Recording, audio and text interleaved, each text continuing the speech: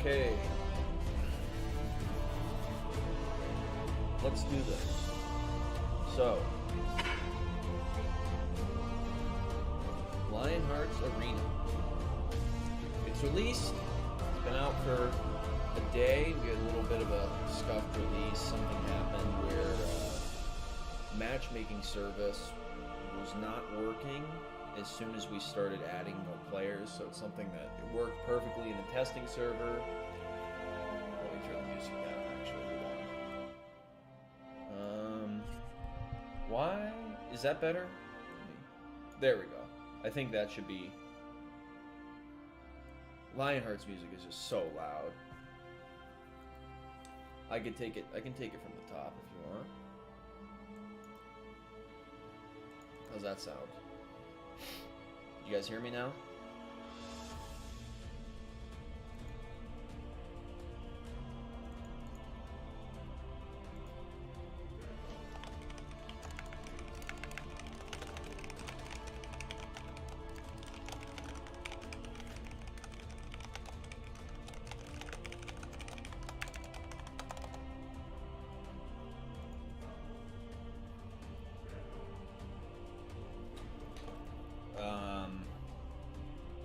Why isn't this...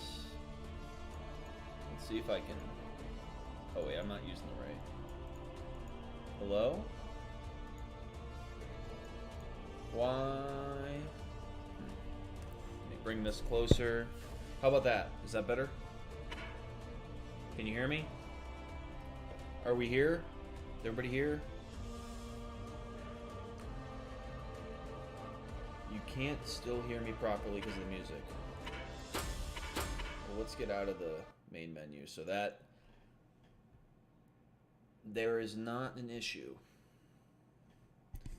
Is this... Hello? Does this make it better or worse?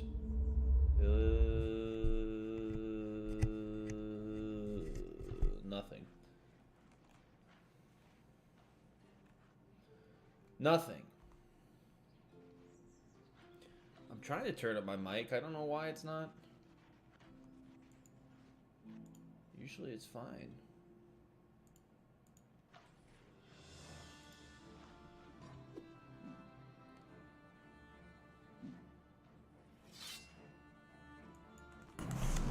There we go. How about that? Is that better? Is that a little better? I think I fixed it. Yeah, I fixed it. Now it's going to be nice and loud for everybody. How about that? Or is it like... Now it's too loud? Oh my gosh. Okay, let me just turn it down. I'll go 15 up. How about that? That's going to be perfect.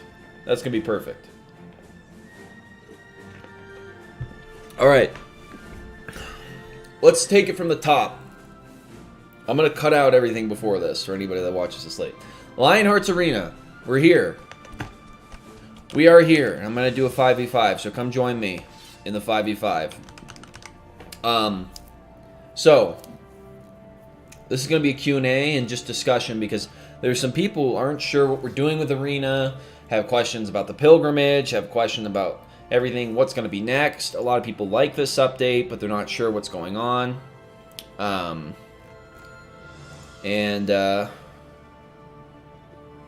We're going to get this all sorted, and we're going to have some special guests that will be popping in at some point, some developers.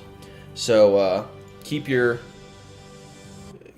eyes and ears open for when that happens. And tell your friends to come join in because there is going to be some important information dropped in this live stream. You're not going to want to miss it. Anyway, first of all, thank you all for being patient. I know it's been a few months since our last big update. We've all been working really hard on this Arena update, and I think it shows, despite the fact that there were some bugs. And the reason that there were bugs is because with a system like Arena, what it requires is actually a lot of people to test it to make sure it works. And because the studio doesn't have that many resources, it's hard to actually get a bunch of people in the testing server without shutting the live game down. Even when we did that, we only had about 20 people in the testing server. And as soon as we push it to live, as soon as we push it to the main Lionhearts game, of course, things start to break because when there's 50 players, everything's different than when there's 20. So that's what happened the other day. Speaking of bugs, I think it's just taking a while to load. And so we're hoping now that we have players. We can collect the bugs this weekend that come up. I know that there are some. I've experienced them myself. And fix them next week so that they're not a problem. Now, I will be taking questions. And if you have a question, please post it in the chat. Before I move on, I'd like to answer a few questions. So, if you have a question, at me, at Credenzia Studios in the chat, so it's highlighted.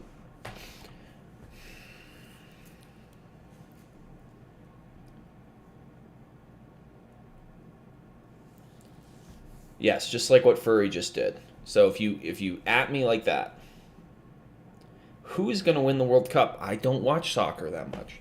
I did watch Messi win with Argentina. I think that was FIFA, right? That was pretty cool. That was a good game. How do you counter the spear rolling skill issue? Now, the balancers are actually nerfing spears right now, and this is definitely broken. What's going on? So I'm going to rejoin. That's ironic. Yeah, spears are getting nerfed, according to the balancing team.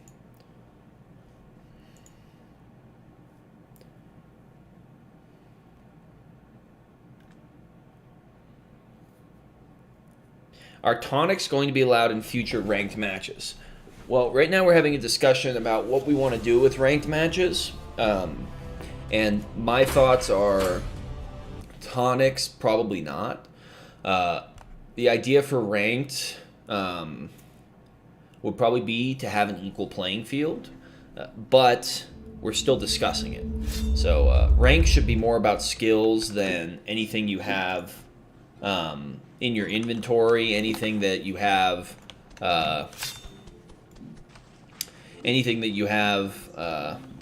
in your skill tree. It should be more about your ability to use the combat system to your advantage. Let's pop this chat out so I don't have to look so far away. Wow, I can just pop it right on screen. Can I make it stay always on top? Let's see.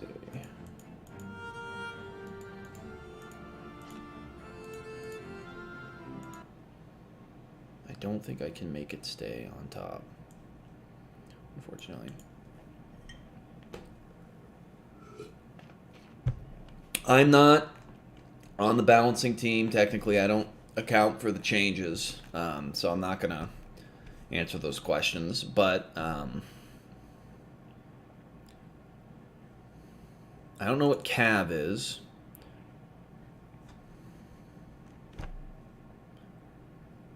Give me a detailed explanation on how to recruit nowadays with the arena update. So this is one of the big.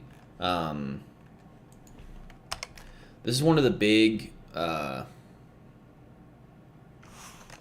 This is weird.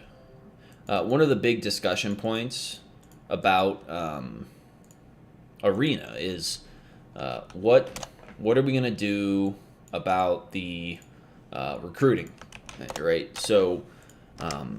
It's going to be harder to recruit new players.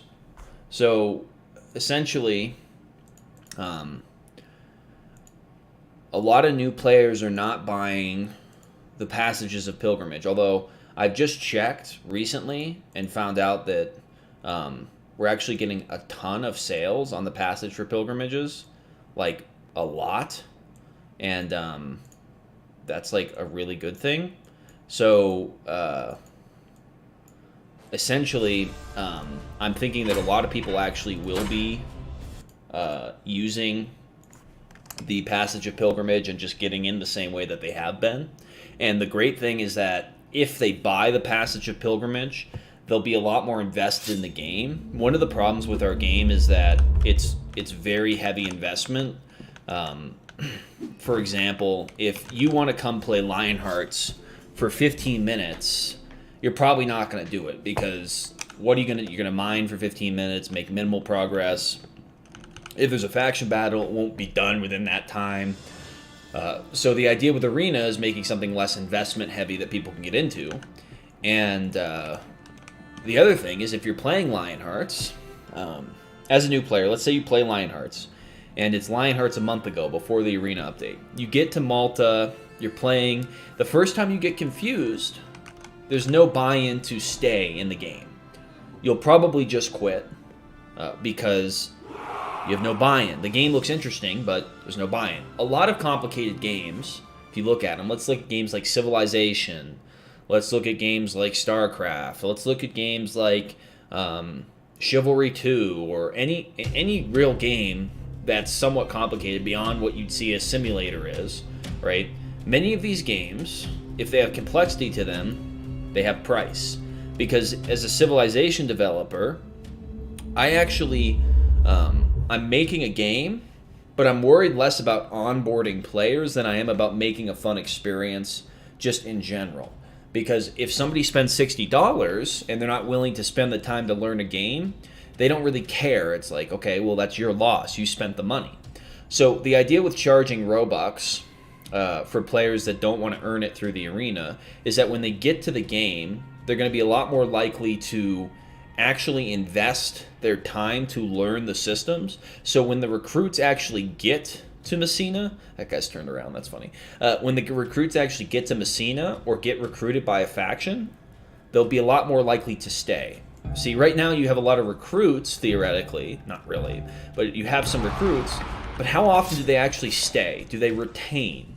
Probably not that often, because they don't have any buy-in, they don't have any investment, and the game's very complex. It's very difficult and not that easy to get into.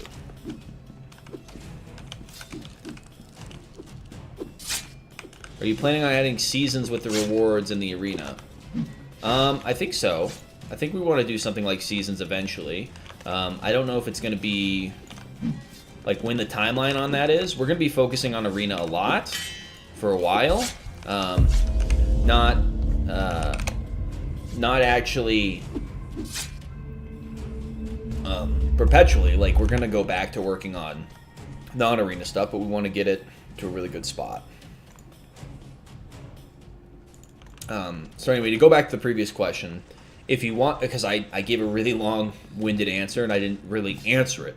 If you want to recruit, you have to just wait for pilgrims to be done with the Passage of Pilgrimage, or you have to recruit. If you guys go in Malta right now, there'll be pilgrims there, because I'm seeing people there. We just sold a ton of Passages of Pilgrimage. A lot of people said we weren't going to sell any, but we actually sold a bunch. And you know, people said we weren't going to sell any.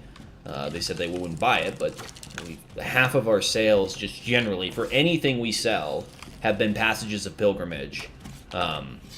So they've actually been quite successful, and I'm anticipating that a lot of recruits will still be there. But as far as people that don't want to pay,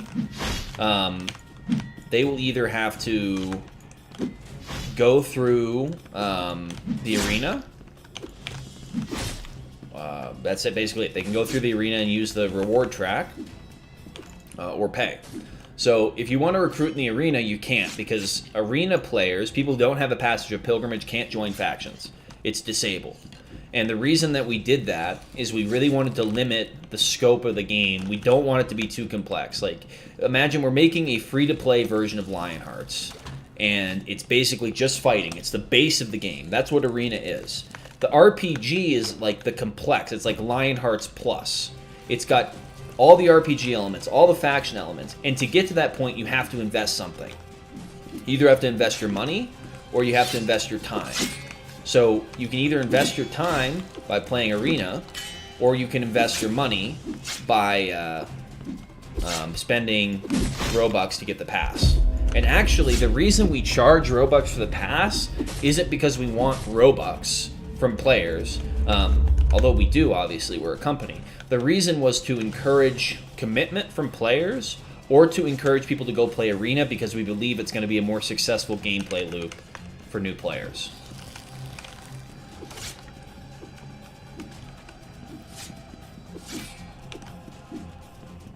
Boss fights? I mean, yeah, we're planning on doing that. When we're done working on Arena, that's like one of the things we want to actually do.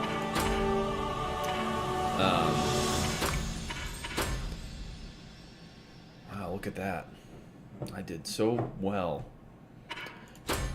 That's one of the things we want to do is add more boss fights. What's the next update after Arena? So what we're going to be doing immediately is working on getting 15v15 ready, which is probably going to be the most fun game mode generally, and it's going to be the best for new players. And then once we're done,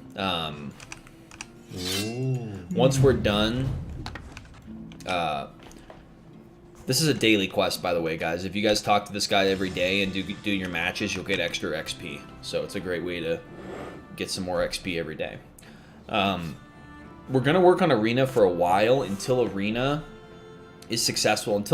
Our plans with Arena is to make Arena a front page Roblox game. Meaning that if 90% of Lionhearts players just play Arena and they're not into the RPG, which I know a lot of you might not want to hear, we're okay with that because the general audience of Roblox is not into hardcore games like Lionhearts, the RPG, or what we're calling Pilgrimage. So if people don't get to Pilgrimage, it's okay, because if even 10% are getting to that, they're going to be much more dedicated. And that 10%, assuming it's a front page game, is actually going to be a lot larger number of players than we have now. So we're making Arena to be a very highly engaging, fast-paced gameplay. You can get in and out quickly. RPG players can play it. Non-RPG players can play it. And it's just fun. And the developers at the studio are finally having fun playing the game for the first time in a long time, because it's really grueling to work on an MMO all day and then go play an MMO when you have to grind. And the biggest complaint we have from new players that quit playing the game is the grind. Now, nobody's going to complain about the grind with Arena. We hope not if we do it well, because it's fun. Because right here I'm earning combat XP, I'm earning rewards, and all I'm doing is fighting and doing game modes. So theoretically, it's not a grind, because grind just describes something that's not fun. It's not necessarily about the time it takes. Okay, this guy's lagging.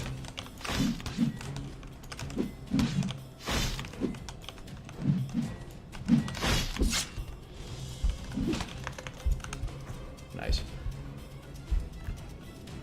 The next update after Arena, we don't know, because we're going to have a bunch of people writing quests. The goal for Arena is to actually have Arena be successful to fund the rest of the RPG, because right now the RPG doesn't have enough quests to make it a profitable, large-scale thing like you see in some of these other RPGs like Arcane Adventures. Those are successful because they just have a shit ton of quests. Like, just a ton of quests. And Lionhearts doesn't have a lot of quests after you get out of Malta. And quests take a ton of time to make. And right now what we need to do is just, we're using what we have to make a gameplay loop that's exciting. It's, I mean, this is awesome. Like I'm having a lot of fun right now. I don't know if the other team is, because we're kind of trashing on them. But, except when you get TK'd, I guess. Right now, we're trying to just make something fun that can appeal to a lot of people without abandoning what we've already done. Like, we want it to support what we've already done. Like, this is an awesome 3v3. This is really cool. Aesthetically, it looks awesome.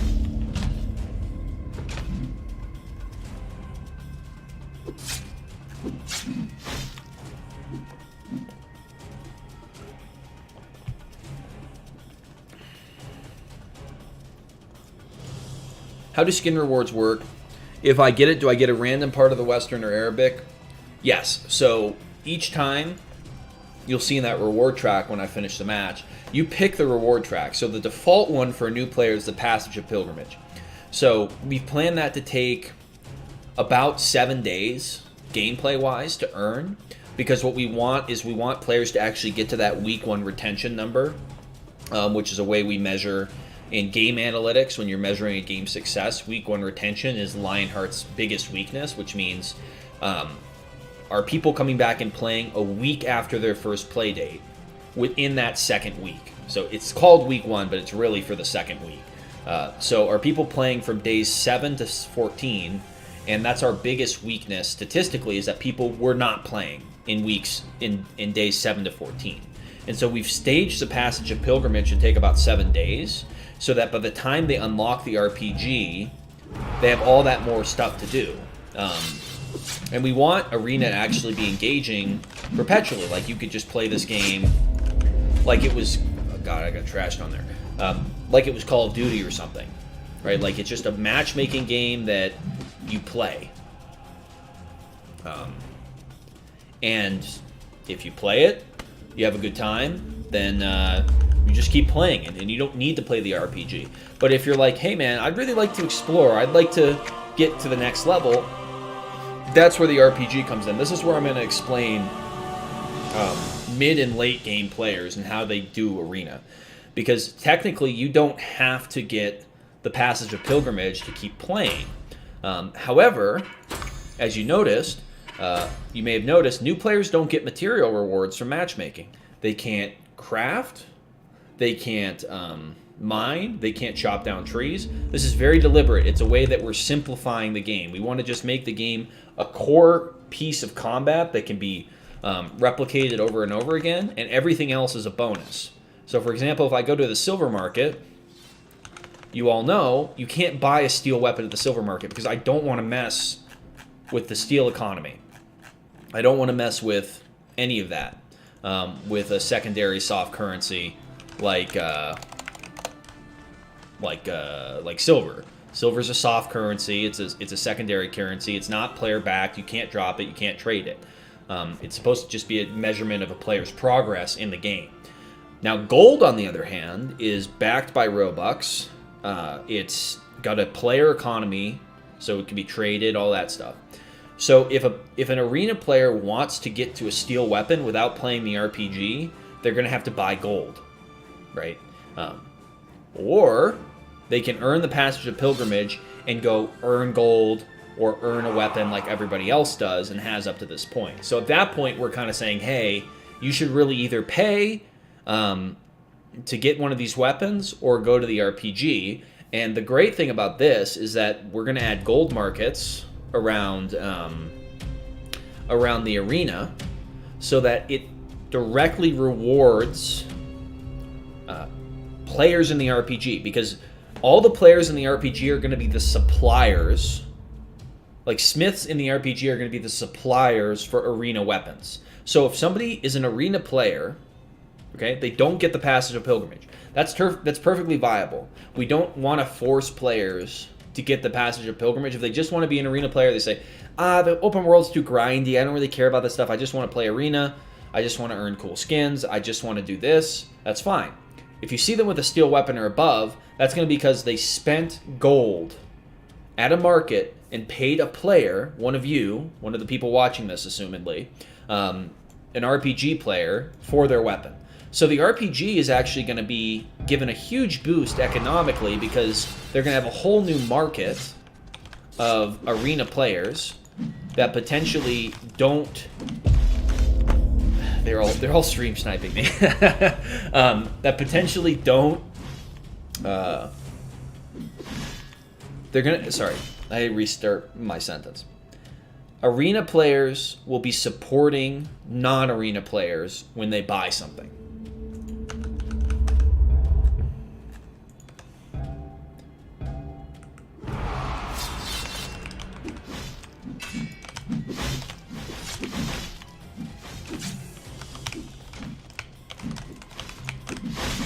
Now I'm like try-harding, that's why I stopped talking.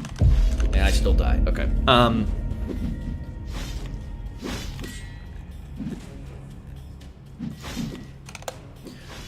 So, no, the Pilgrim reward requirements probably won't be lowered because we've scheduled it exactly to take about a week, depending how much somebody plays. So if you play 48 matches, you're pretty invested. Like, that's the equivalent of buying it. Are you kidding? I guess it's a hammer. That's fine.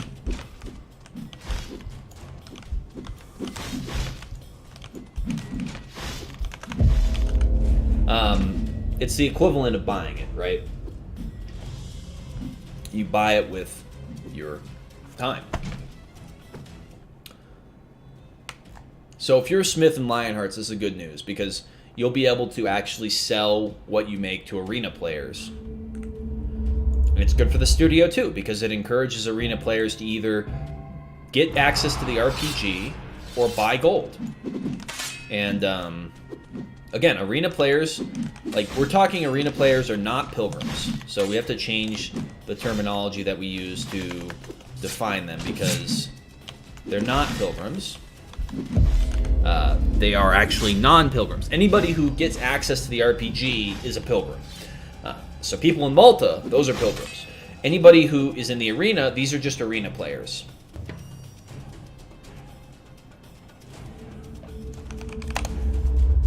How big is our quest going to play a role?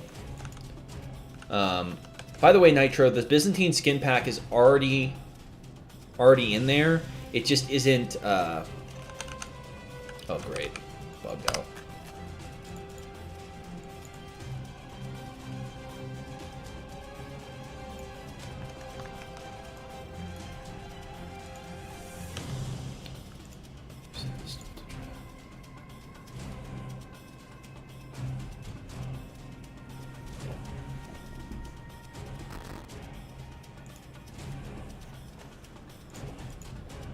Let's send this to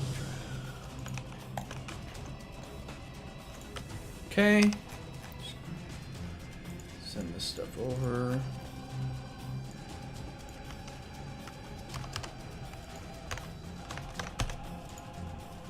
Okay, I gotta rejoin. Yeah, we've still got some big bugs, which is why we're not advertising, unfortunately. Just have a lot of stuff we still need to sort out. Which, you know, if these bugs had come up during our testing sessions, they would have been fixed already. Fortunately, they didn't.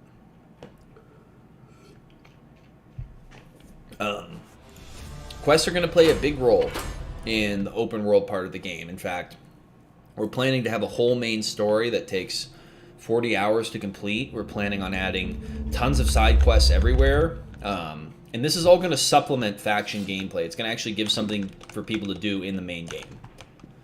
So we're really passionate about that. We're really excited about that. But as I said, that stuff takes time.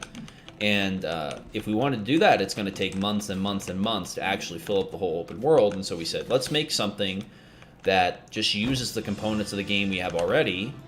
So it doesn't take that much time, and it can actually accomplish multiple things at once.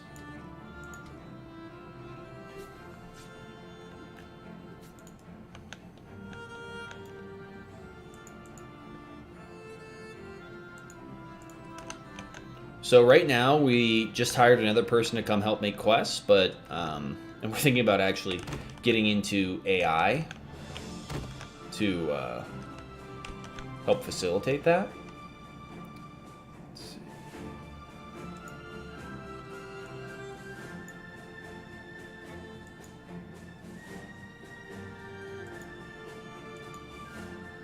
Actually, I've just been informed that a lot of these sales on the Passage of Pilgrimage are for the testing server, so I misspoke earlier. So just a correction. Going to take that off sale because it doesn't actually do anything. And boom. Okay. Yeah, so the quests are very important. That's like when quests are done, I feel like that's going to be where I love the game the most, is exploring, doing quests, and just getting into it. But if I'm just like, I got 15 minutes, hey, I want to hop in a 3v3, I'll do that. And, you know, it's a little bit less intense, and it's a little more player-driven. But you can see, I mean, there's a lot of people playing right now, and they're all playing 3v3s, they're playing 1v1s, and even with the bugs, these people would just probably not be on right now. They might be doing something in the open world, theoretically, but I'd like to think that this is a better experience. And as more and more players that have played Lionhearts, maybe you're watching this and you haven't played Lionhearts in a little bit, and you're thinking, you know, oh, this looks neat. I haven't played in a while. That's what we want. We want to bring old players back to have something a little bit less grindy, a little bit more fun, and really have a better experience playing the game overall. Horse battles, cavalry battles. I'd love to do that in 15 versus 15. I'd love to have cavalry. I think that'd be cool. I think it'd be really cool. But, you know, right now with the way horses are, I doubt that we'll be able to do that soon. So, Sausage, I kind of already explained the Passage of Pilgrimage, but I'll give another high-level overview. The Passage of Pilgrimage is a way to incentivize commitment from players, either by passage is actually the purchase. The blessing is something you can earn just from the reward track. So you can get the blessing from the reward track, and then that's free. Because it's not free, it's free Robux wise, but it's not free because it costs investment, right? You invest your time to get that. So that's the point.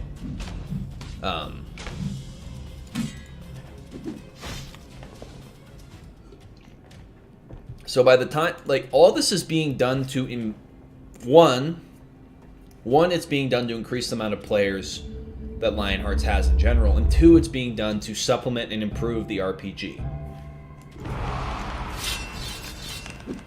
So now, after this match, don't go away, because I am going to be bringing in a special guest or guests to answer more questions that I can't answer, and to also ask me some questions. So we're actually going to be having several special guests.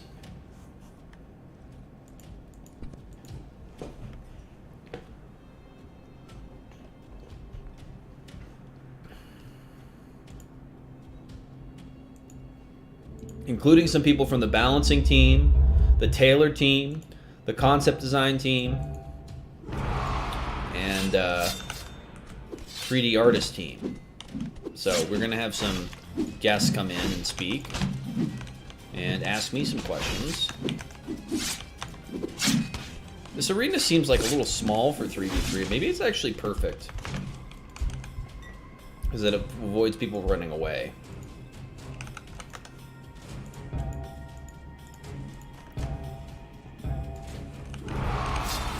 Have you considered weekly quests? Yes, we have weekly quests actually in the game, and we're going to add way more of them.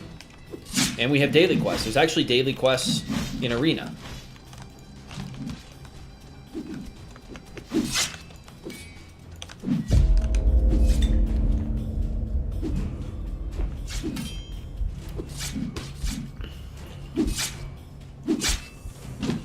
Byzantine Warrior Armor is a special outfit you can get by completing that reward track.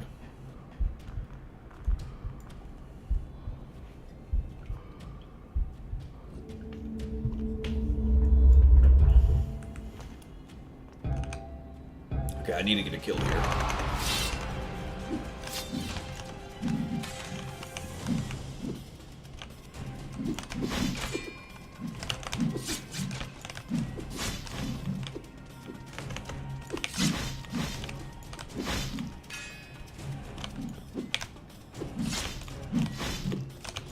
Get him!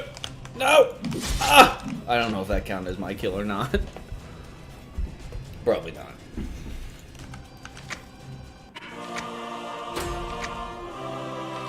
How to get good in Lionhearts? I wouldn't know. I wouldn't know. I think somebody, before I bring the other people in, I think somebody asked about why we decided to triple the levels. That's totally for new players, so that it seems like you're leveling up faster because you're getting more levels, and we're actually adding a whole new level reward system that's going to be released soon.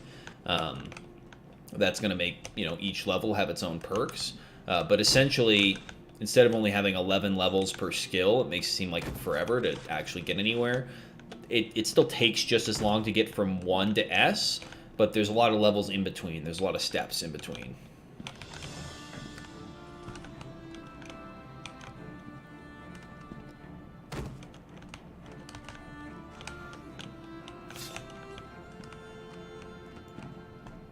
Will I change the... Oh, yeah, I need to actually change the level requirements for ranks, actually, because they're way too low now. So I will do that. I'll write that down.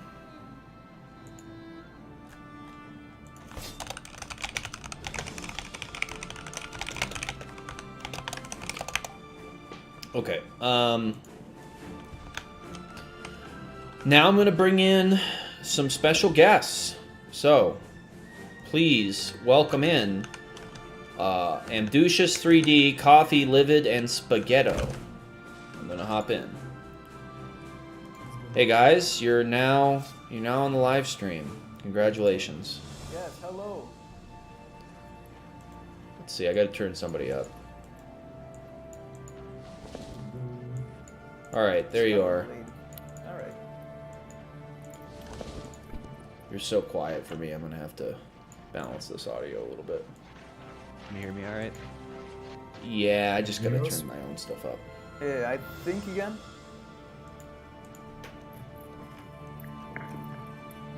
There we go. Yeah, the volume's increased a bit, yeah. I think that's fixed. I can hear you guys now. Welcome. So first, hello there. Do you guys have any questions about the update yourself? Not really, no. Not really. Okay, great. Now let's see if we have some balancer questions for these people. Another question for me. Will you increase the rewards from 3v3, 5v5, and 15v15 in the future? The rewards are going to be tweaked by the balancing team perpetually. So they might be increased, they might be decreased. It just depends.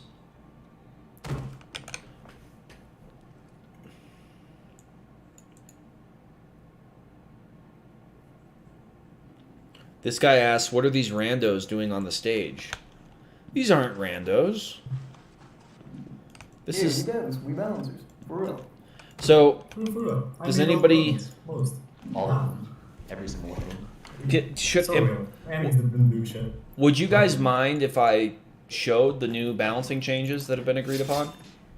Yeah, sure, go ahead. Okay. Go ahead. So since the balancing team's here, we're actually going to be doing an announcement of some balancing changes that are coming. So half of you will be upset, half of you will be happy, I'm sure. And that just is what it is. Oh no, I just got teleported.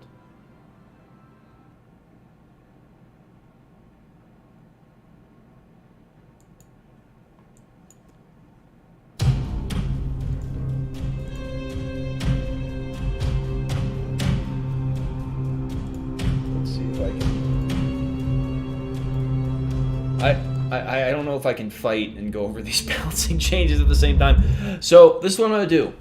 If you guys want to see the new balancing changes, I need to be at 50 people on this live stream watching. Right now we only have 33. So while I wait for that, I'm going to fight. But I need 50 people watching this live stream, and I will happily reveal the balancing changes. So let's see. I will even make an announcement to help you guys.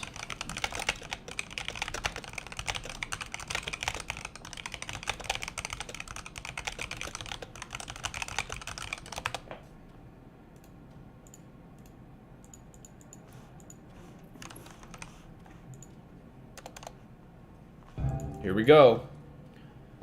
Let's see if we can get to 50.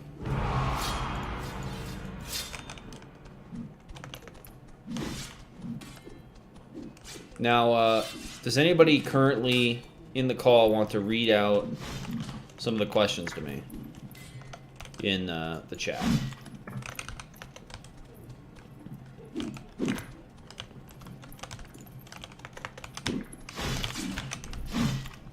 Sure, yes. I've noted one of the questions from live. I can see from Protolet. Valencia Studios. What will use dagger getting nerfed and by how much? You think I can answer that? You can, but we should wait until there's 50 watching. Okay, got it. Because we're going to show all those changes. So if you want to know that, get your friends to come watch the stream. Where's the questions channel? It's in the live stream chat.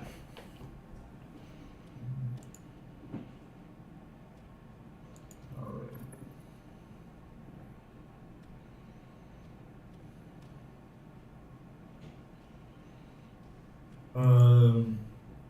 Beth, you better answer this one, but will there be anything new with parkour?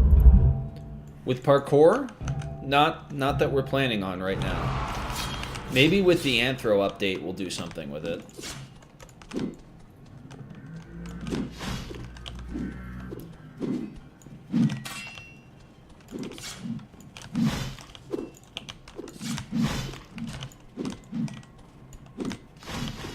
I'd like to answer one of these. Crusade Studios will be a skill tree reset token. Currently there isn't like a way to get one for free. However, of course, there is a way you can access that through Roblox. It is possible that in the future update we might allow people to respec skills for reasons that we cannot connote yet.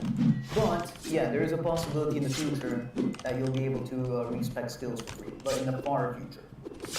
Yeah, and I would say, I think the question is more like, is it something you could earn in a match? Probably not. That's something that we're really adamant that should be paid, because it's not pay to win, because you get a chance to set your skills, and the studio, I mean, it's probably something that you'll be able to earn doing something at some point. But it's not. It's going to be mostly paying if you want to reset. We're at 46. 4 more, and we will be revealing balancing. Otherwise, you guys will have to wait to know what the balances changes will be. So someone asked. I'll go over this real quick. Somebody asked, will helmets with bad reviews get redone? The answer to that is I've tried to make clear yes. I'm not just going to stick you guys with helmets or helmets you don't like. So we'll be going over those within the next few weeks to try to get user input, and of course that was the reason we release them now anyway, so that way we can get more community input on the helmets, and that would perfect them just to what you like. So we'll be going over those soon, and yeah, just if you're a leader, expect to probably hear from us on the 3D team soon to try to go over the biggest changes that you want done with your faction. Awesome, thanks for answering that.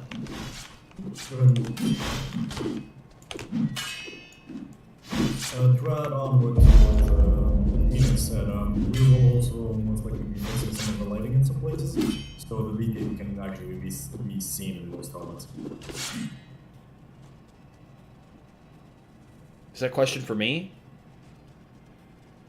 No. What? Oh, was it about rerolls, or I couldn't even hear you? What was the question? I said that the lighting will be fixed in some places that where it's just where this doesn't work. Right.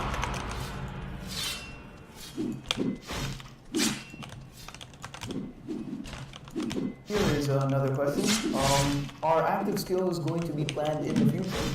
Absolutely. It's one of the things we're planning on doing next. Like, pretty soon. In that regards, speaking from the Bouncer team, most of us have already geared ourselves to be ready to work on them. So yeah, we're proning ourselves to work towards active skills, and the current batch, which 50 listeners, is aiming to work towards active skills as well.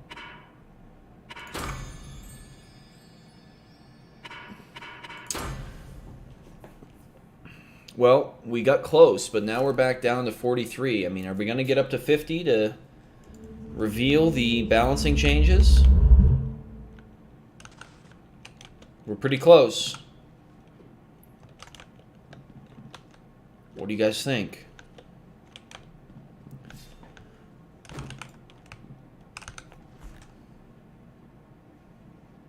Ping in Templar server. Sure.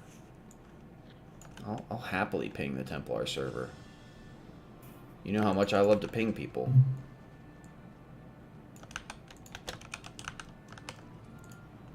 Let's go ahead and do that.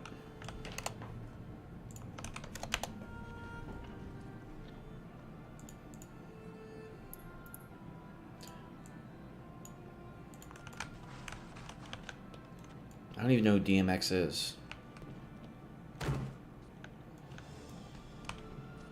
Oh, we're climbing. I don't know if these people really want to see the balancing changes, man.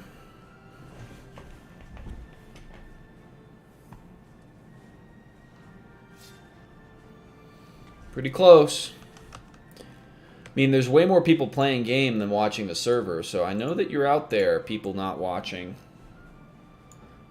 No, you can't hear me because you're not watching.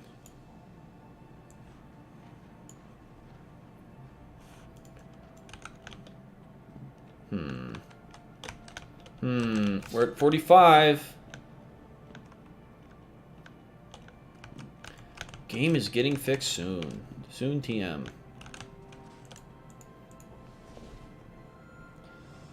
Can everybody but Myth turn up their mics? I can turn up their mics. Here. That should be a little bit better for them. Sound mixing. There we go. They should be much louder now.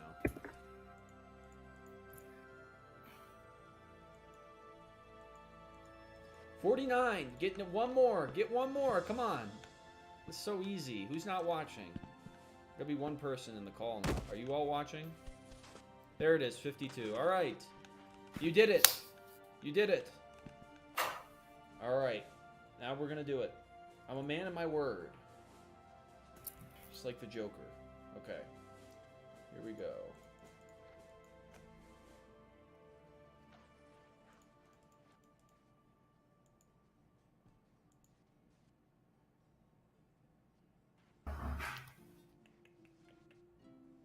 The balancing changes.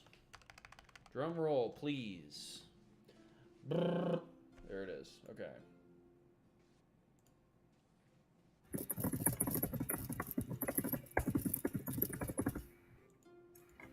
No, it doesn't work. Okay, hold on. Let's see if I can get this window up. There it is. The first balancing change will be. Let's get my head back in here. The spear. I'm gonna move my head up top. The spear is meant to be a one-handed weapon combined with the shield. The current values make the spear way too good as a standalone weapon, causing lack of use to both shield and bow. Damage minus 10%, defense minus 40%. So spear. Let's scroll down a bit on the stream. People can't see it properly. Oh, they can't? I think. No, Oh, no. No, they can't. It's just a little bit delayed. So, spear.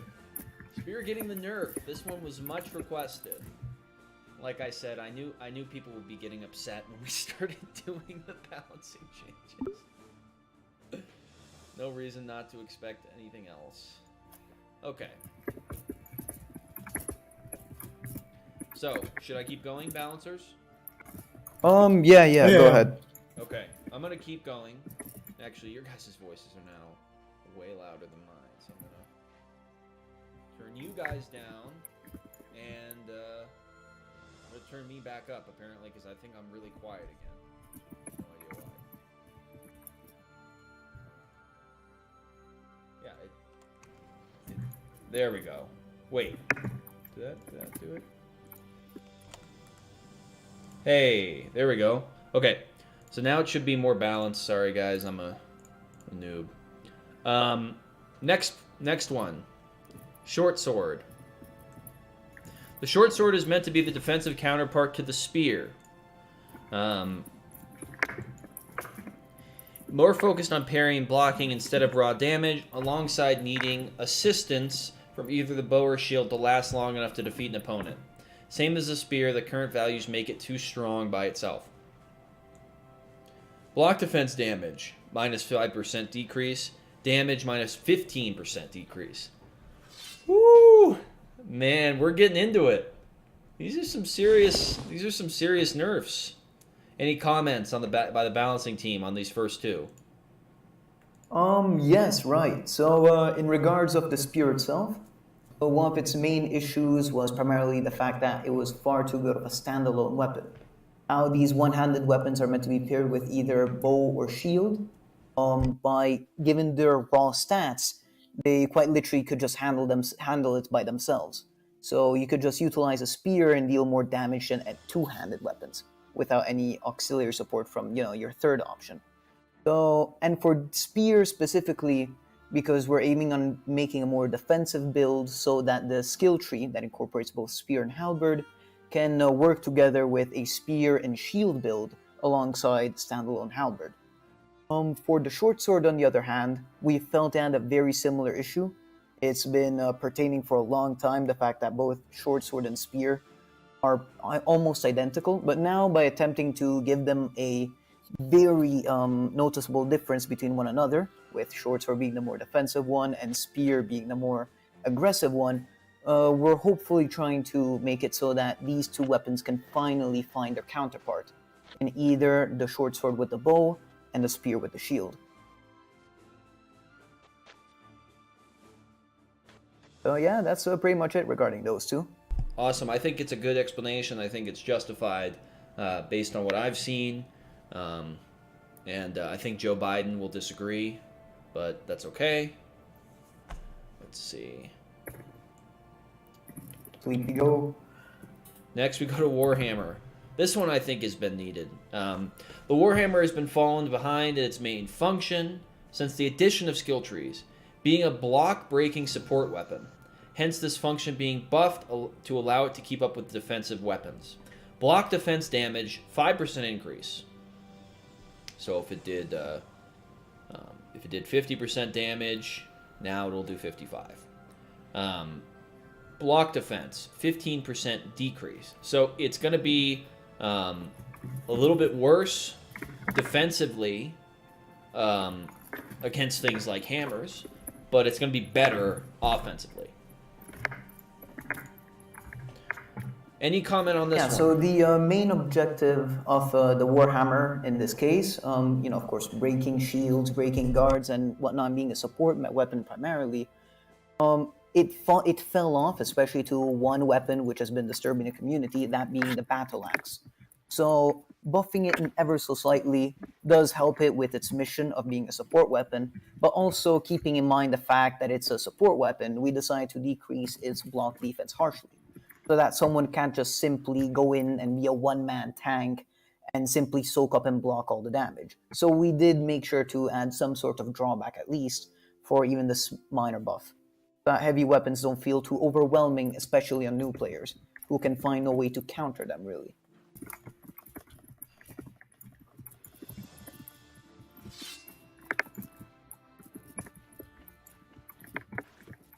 That's about it.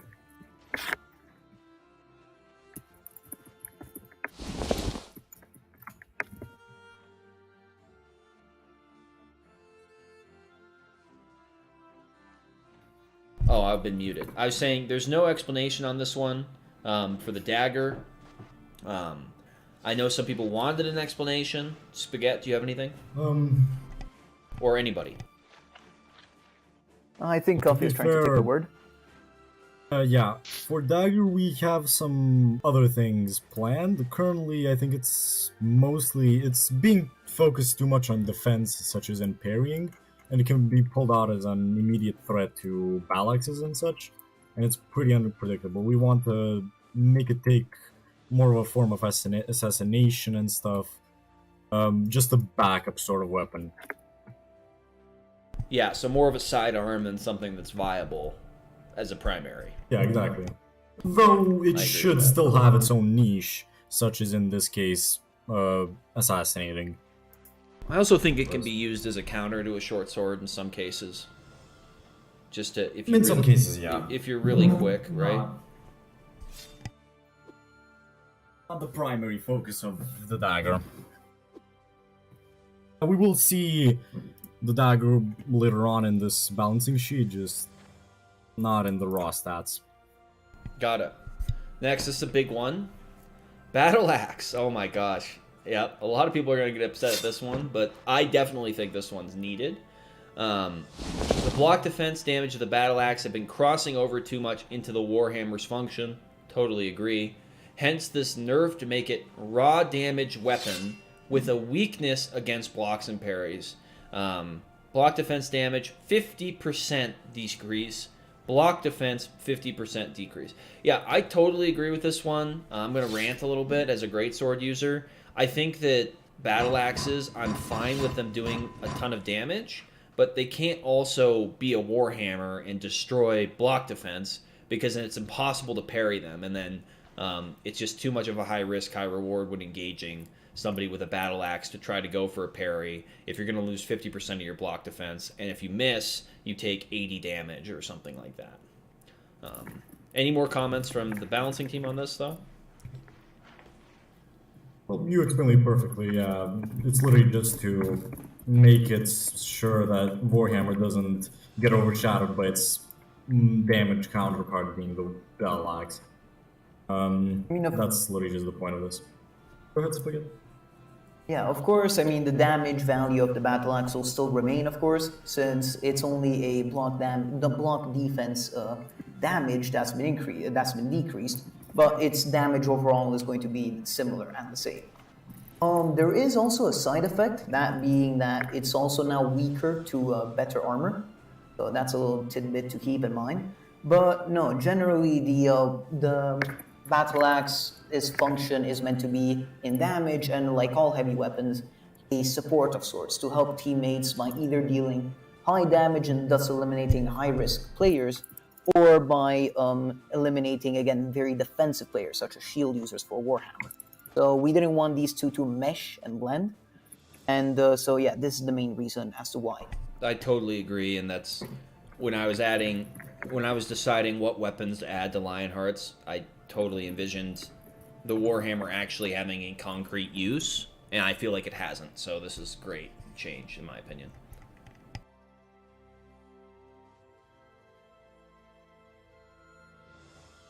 I'm going to be right back, but I'm going to let you guys read out and explain the shield changes. Spaghetti, you want to take care of that? Sure thing, yeah. So we've been noticing that amongst all the weapons and support weapons that there are, shields has barely been utilized or utilized properly between people. So and also given the fact that due to skill trees, a lot more weapons have different ways to inflict high pierce damage. Nowadays, for example, you rarely see any players or even any new players actually utilize and retain their shield. And as you go on up higher with the experience, the amount of shield users constantly decreases to almost none. So this noticeable shield buff should be able to actually bring it back to a standard level of usage amongst all players, and it should allow to include some more defensive and more strategic plays within the game. Yeah, that's about it.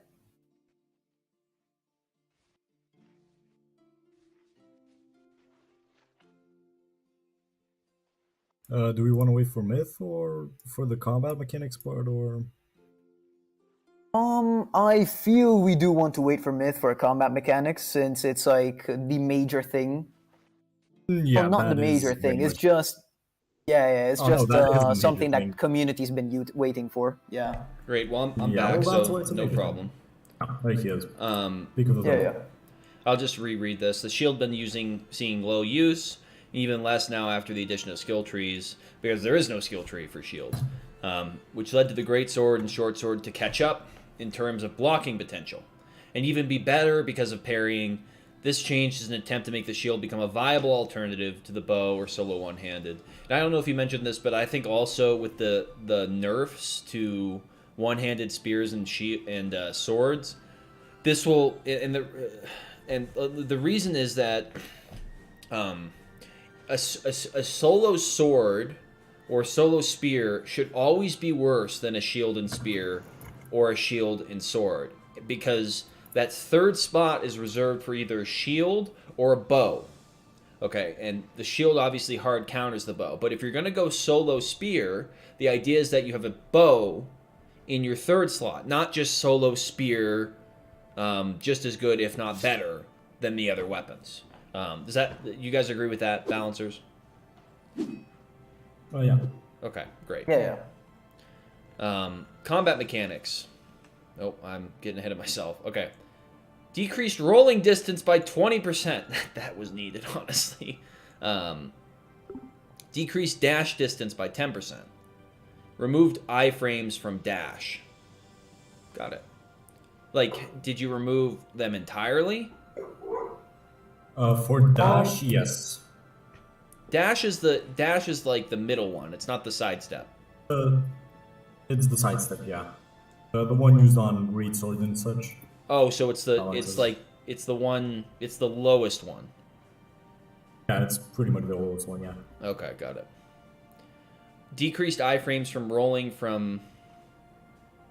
Okay, that's still being discussed. Okay. Yeah. But Since it's there gonna are be some it's technicalities about iframes that even we still have to fathom. but it's being decreased. We just don't know how much. Okay. Yeah, pretty much. Yeah, it's to be specified, yeah.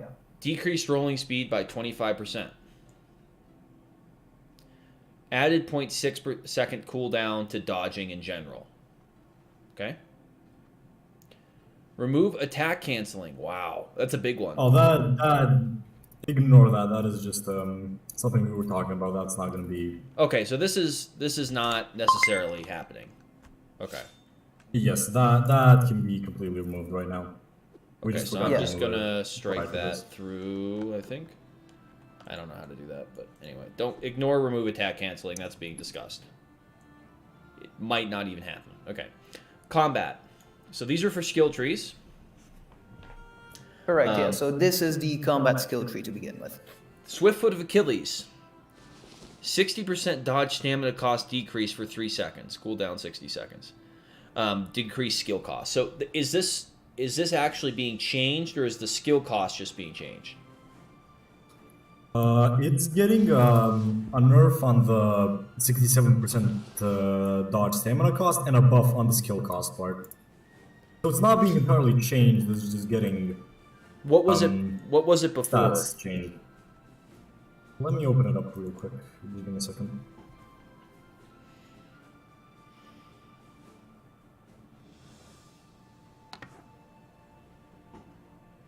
It was previously minus 100% dodge stamina cost for 1.5 seconds after taking combat damage, 30 seconds cooldown. Okay.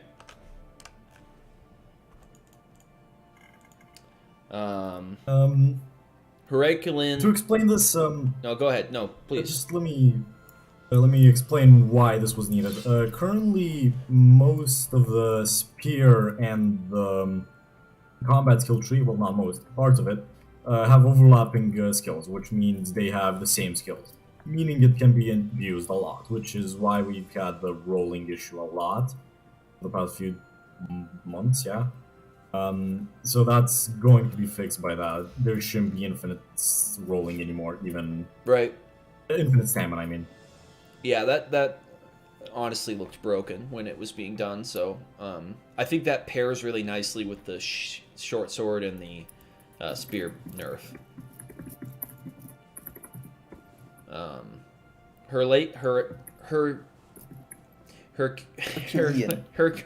Herculean, thank you. I don't know why I couldn't say Herculean Vigor 1 and 2, HP regen enabled during combat.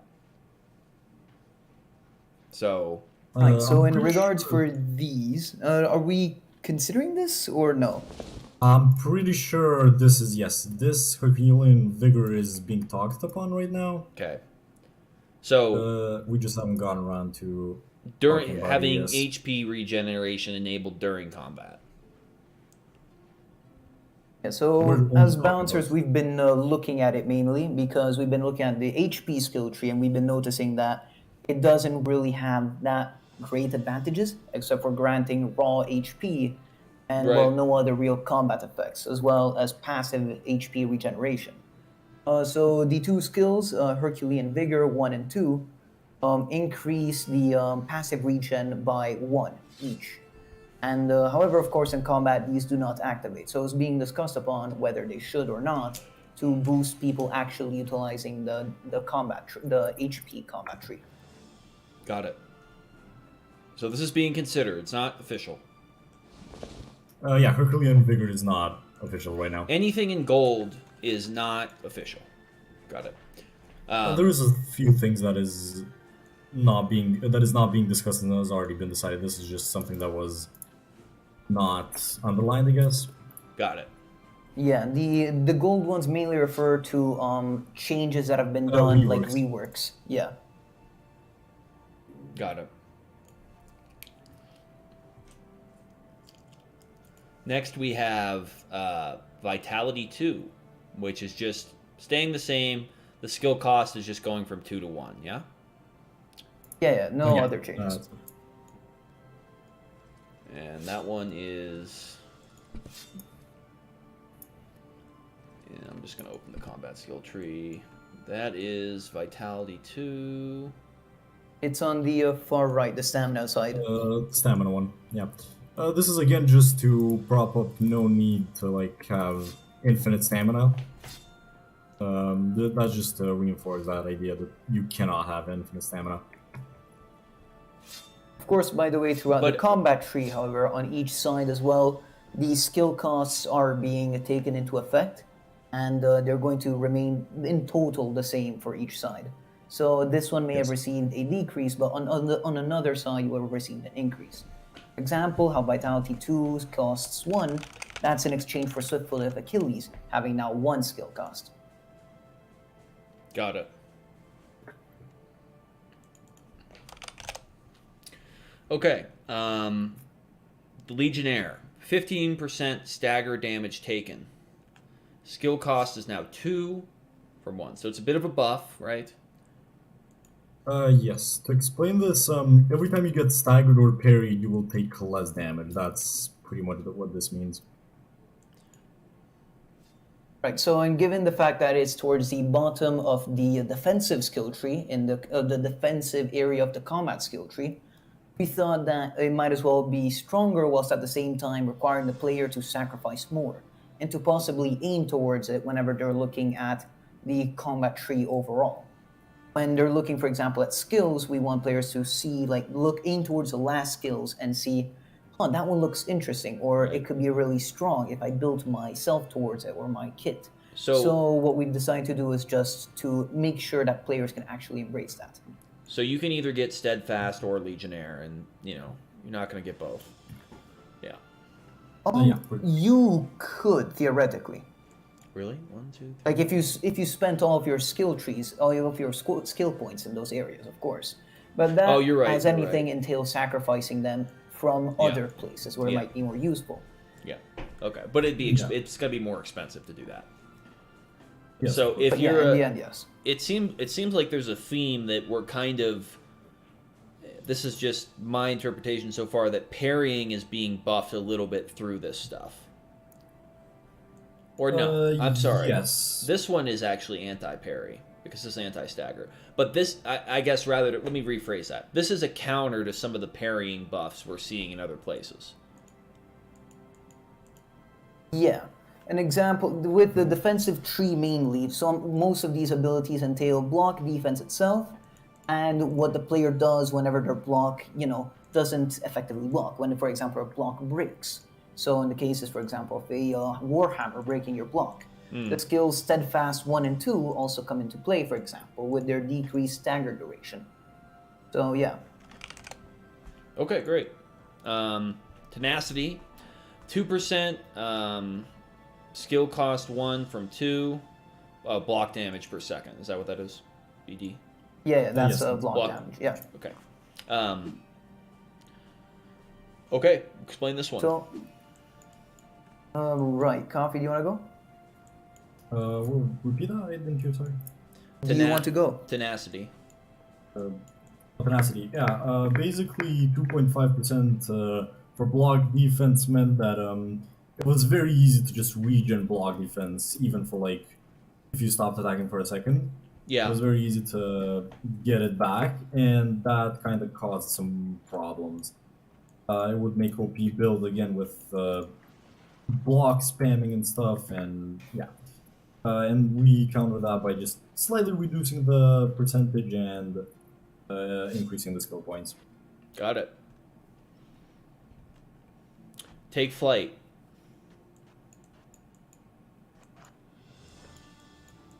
Anybody? It is plus 4 right, I'll HP take a it. second If- for yeah, 10 I'll take seconds after So entering take combat. flight. Take flight is another combat skill from the HP tree. Previously, its values were 2 skill points or 2 HP per second for 15 seconds after leaving combat, with the very low cooldown of 45 seconds. So what we've aimed to do for this skill was to ensure that the players wouldn't regen as much HP previously because, take it back, we ensure that the players actually have a will to utilize the skill. So the 4 HP for over 10 seconds implies that the player gets 40 HP per second rather than 40 HP in total, rather than the previous 30 HP. However, for a cooldown of 45 seconds. So that's definitely a buff in that area to incite players to actually take the skill. However, on the other side, there is the fact that it has a very low cooldown and also far too low skill point cost for its extremely strong ability. So what we managed to do was to double the cooldown so that it might be used at most once per fight, and but it still should make it attractive to players. And lastly, the major thing is the golden highlight, which previously the skill would activate only if you're leaving combat.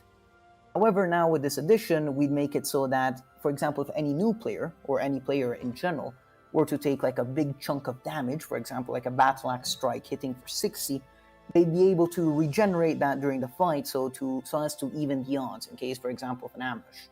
All of this, of course, at the great cost of the skill cost.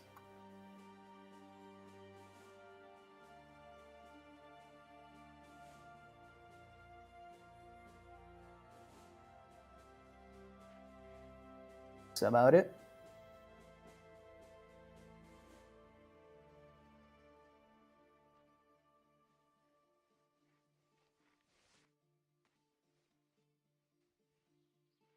If you're muted. Oh, I'm sorry. I was just saying hardiness 3, that one's pretty self-explanatory, just in decrease in skill cost. Which is trying to find hardiness 3. I don't actually have these unlocked, so it's hard for me to. Yeah, hardiness 3 is right. just. No, hardiness 3 it just entails max HP. So again, to make sure that each combat area retains the same amount of total skill points that a player can invest, we shifted the skill point cost from hardiness 3 over to take flight. Got it. This also because hardiness overall, all the skill does quite literally 3 times over, is increase the max health of a player by 25. So Right. the current cost is hardiness 1 for 1, hardiness 2 for 2 skill points, and hardiness 3 for 3 skill points. Got it. So given the fact that they all have the exact same effect, we saw it kind of, well, painful for hardiness 3 to cost 3 skill points for quite literally what the previous ones did. Okay. Fleet-footed minus 10% stamina dodge cost.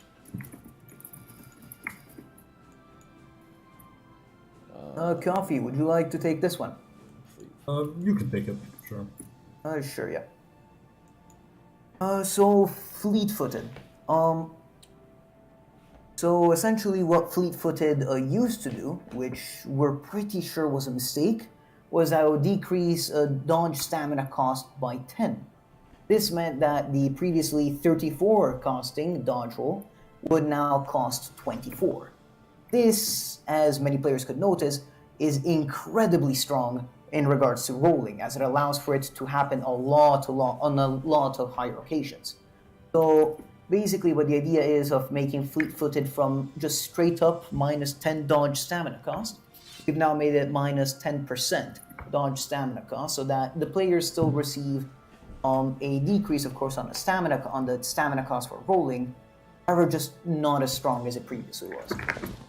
Got it. Swiftness 1 plus 20 stamina,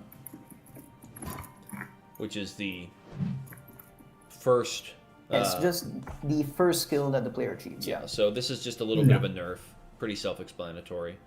Swiftness 2, going from 50 to 30. Swiftness 3, going from 50 to 40. So this just looks like it's just a general nerf to swiftness by 10 per. Yeah, mainly because the max stamina was the main reason that allowed most to just abuse rolling and just constantly do it over and over. Cutting the max stamina not by not a noticeable amount, however by a pretty large amount, makes it so that any stamina-based skill tree can still be utilized effectively, whilst not being able to simply be abused for dodge rolling, which has been, again, plaguing this game for a while. Right. And next we have Dagger. Assassination 1 and 2 have been increased. Oh, if you want to introduce Dagger, go ahead. I would like to talk about this. So we've mentioned earlier about how we want the dagger to be more focused as a backup weapon and an assassination tool. So the first two skills here, backstab has been proven to be sometimes unreliable, and many people have not been using it because it doesn't grant a big enough damage boost. Now it will do 3 times more damage when you do actually stab someone, which is significant. So for Assassination 1, instead of 10% backstab damage, it does 150. So this is a big buff. Yes. Oh, it is a big buff. The thing and this is sometimes also very hard to hit the back. And the thing with Assassination 2 actually is that it decreases your normal damage by 20%. So you have to take into account that you're losing normal damage or damage outside of fights. So Dagger will pretty much be only used for assassinating, pretty much. You cannot be using this in actual fights unless you parry someone very specifically. Right. Even then, it will be hard. Makes sense. So this is obviously a stealth mechanic, more so, and I think on the development side of this, which the balancers can't really speak to, but we are planning on having more stealth mechanics in the future, and perhaps even animations that go along with assassinations, which would be more of an active skill, and justify this. So 150% backstab damage means that, if you were going to do 10 damage, you do 25. Am I right in that, balancers? Yes, correct. And then the additional 150% means if you're going to do 10, you're now going to do, 40, right? 40 minus 20 because of the damage decrease. In the end, the damage decrease makes it so that the actual damage doesn't simply skyrocket, because of course if we kept it as it would be without those damage decreases, you'd end up with dagger backstabs being genuinely like the old hidden blades. Because, given, for example, cast a dagger, it can potentially deal 103 damage if the damage decreases weren't kept. This is making me want to get a dagger. This is awesome. You say hidden blade, I'm like, all right, let's go. I'm ready for that. And I think that this pairs pretty nicely with the nerfs. Like, daggers filling a role, not in, and this would be the case historically too. It's not something you're going to pull out against a battle axe and have a fighting chance with. It's something you're going to use in more of a stealth manner or as a sidearm if your primary arm fails. Yeah, basically. Yeah, that's correct. That's completely correct. Literally, we just want Dagger to not be as much as an offensive tool as much as a stealth tool, because that's what it was historically, and the only niche it can fit is the sneaking niche assassin. Got it. Got it. Okay. Evasion. 20% movement speed for 10 seconds after killing an opponent is in gold, which means you guys are still debating it potentially. No, that means On- it was reworked from the original stat. Okay. So evasion is on left The side. furthest left skill point, like far left down. Okay, so instead of 30% movement speed increase for 5 seconds, it's 20% for 10 seconds. So this would be great if you backstab somebody. There's a great way you can, run away, essentially, if you had both Yes. of those. Okay. Yeah, that is exactly what we had in mind. Yeah. That is what we had in mind, yes. The whole point of it is to give a chance to this KP, of course, while still not giving them too much of a buff to be used offensively during fights. So there is that 60-second cooldown. Yeah, that's pretty much it for evasion. It's just supporting what Dagger is supposed to be. Got it. Heavy weapons. Let's move on. So, for you battle axe users, pay attention.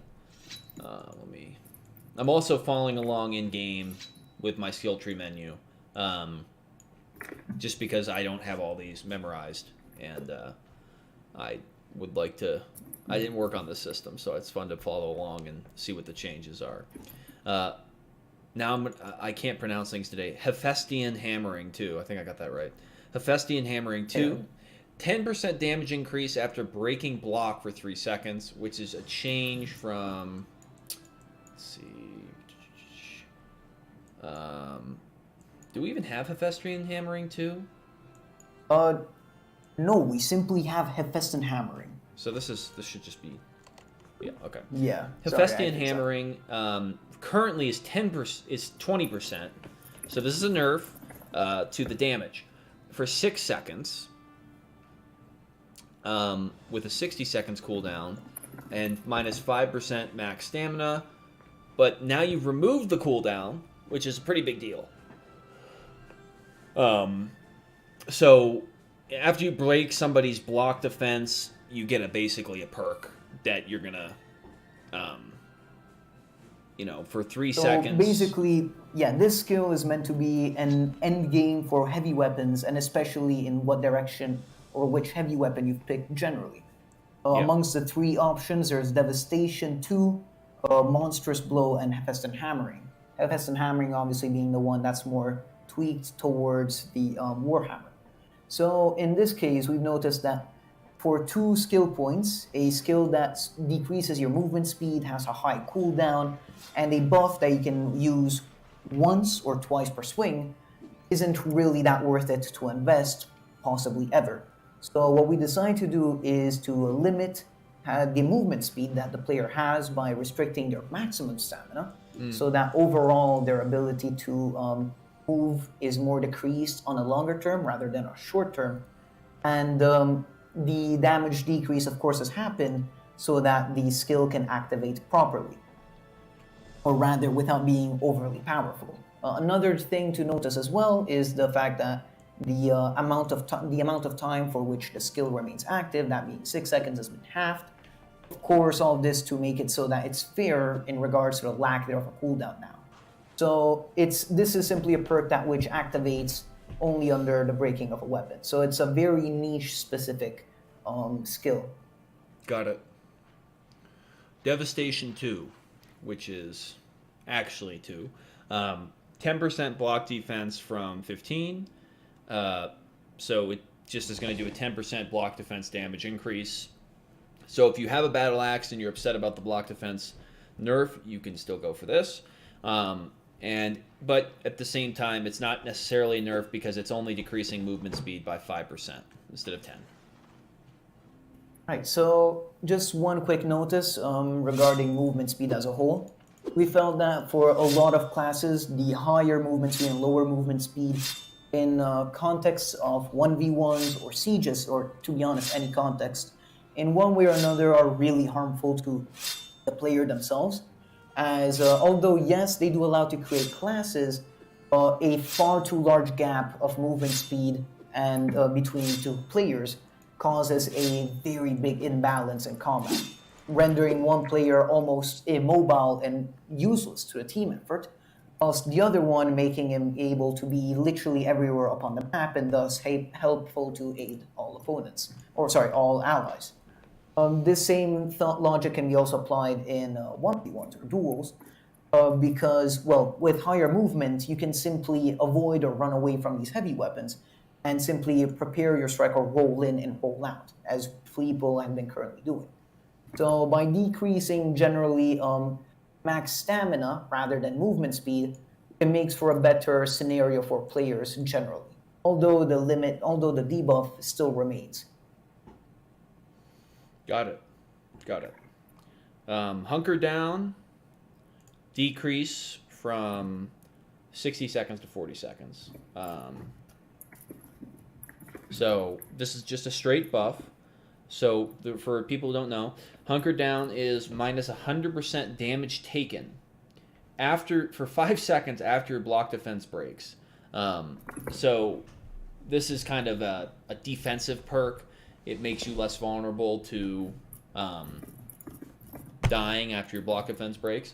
So again, for those people who are worried about the nerfs to block defense to the hammer, this is a good kind of countermeasure if you're worried about that.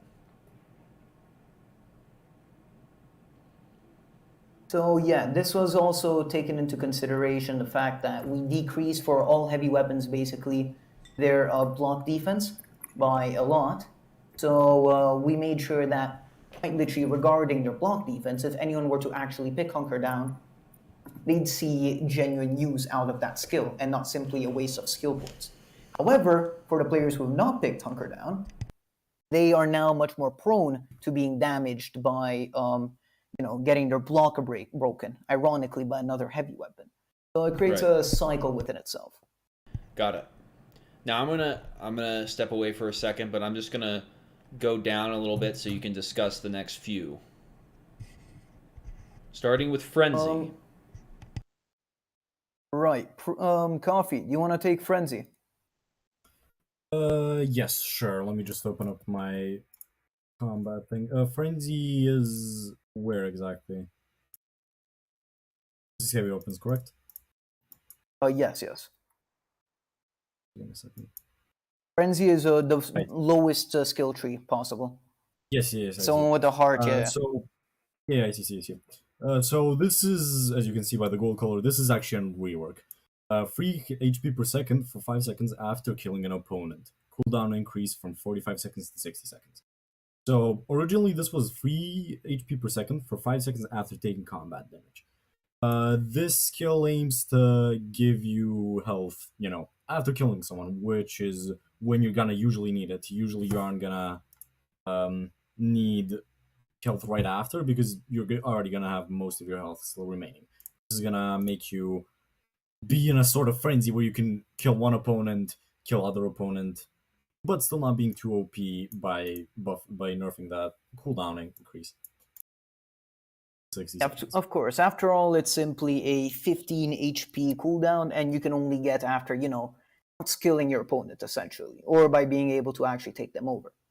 This could introduce a new layer of coordination, as people with this skill might now prefer to hunt down lower HP targets so that they can keep on being a killing machine for, for as long as a region battle continues, for example. Now, this skill, of course, you can notice isn't very useful in 1v1s and has a much better role in teamwork, which is what heavy weapons are meant to do.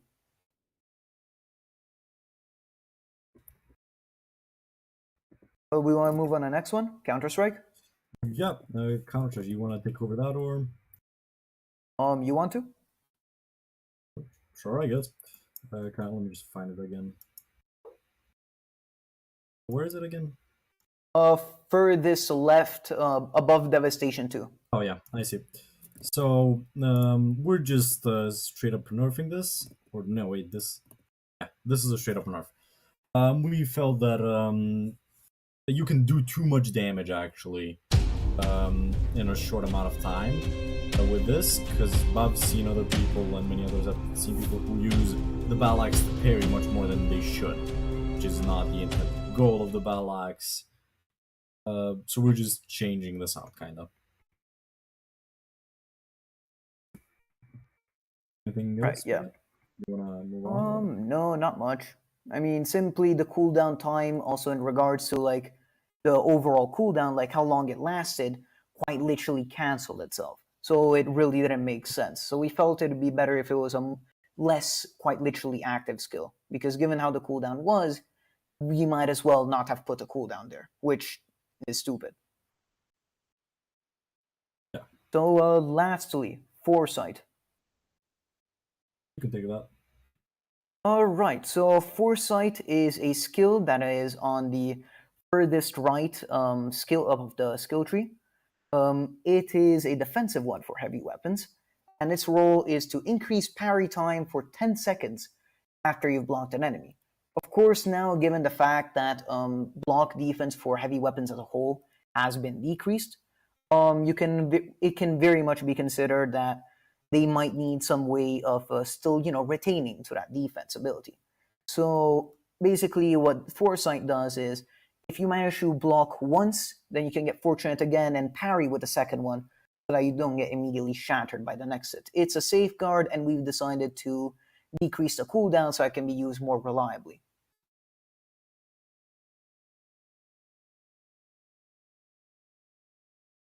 All right, Coffee, do you want to introduce two-handed weapons?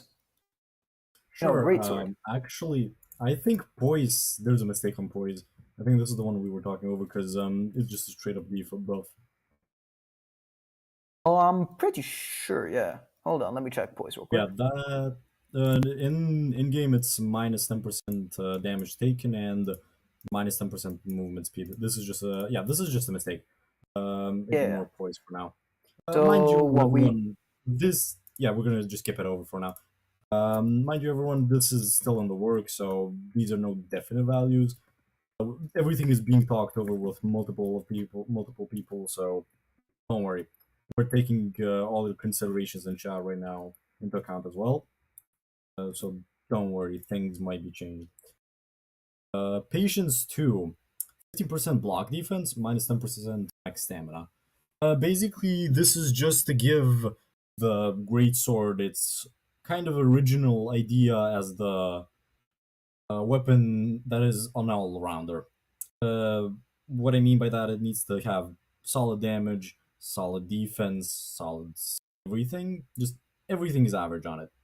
That's why we felt that the one-handed sword, or short sword rather, it was taking over the point just by doing awesome damage, awesome defense, awesome speed, everything.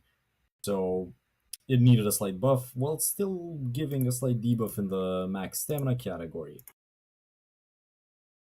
Anything you want to add, Spaghetti? no, nothing really. It's just that we'd wish for a great sword to retain back its old defensive role. So that's all, yeah. You want to head on to Moving Castle, or you want me to do that? Sure, if you don't mind, yeah. So, moving castle. Several of these skills were highly defensive that we've noticed, and from what we could tell, a lot of people weren't utilizing these skills and simply favoring the more damage and bold ones. So, the idea generally around moving castle, the original values were the fact that for 20, you would take 20% damage less for 4 seconds if you were to block an enemy, with a 45-second cooldown.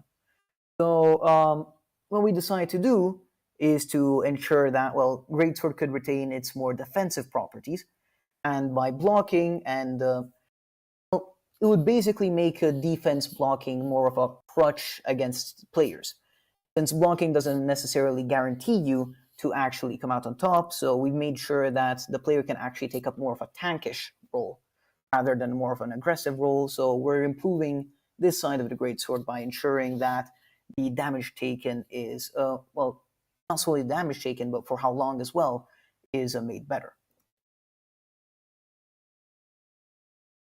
Anything you want to add?